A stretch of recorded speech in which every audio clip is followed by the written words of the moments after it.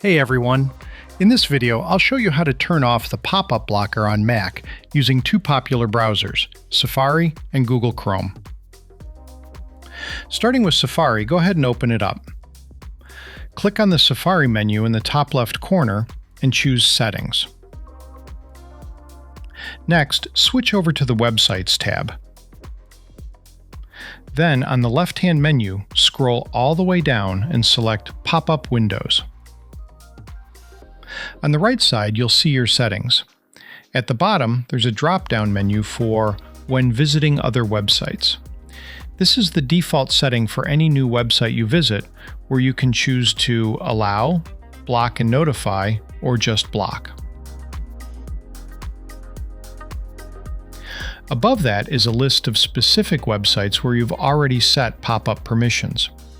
If you want to delete a setting, just select the website and click Remove. It will revert to the default behavior. You might notice there's no Add button here.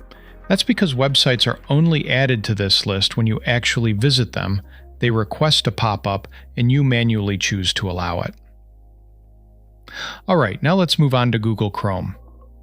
For Chrome, click on the three-dot icon in the top right corner of the screen, and then select Settings. You can also use the shortcut Command-,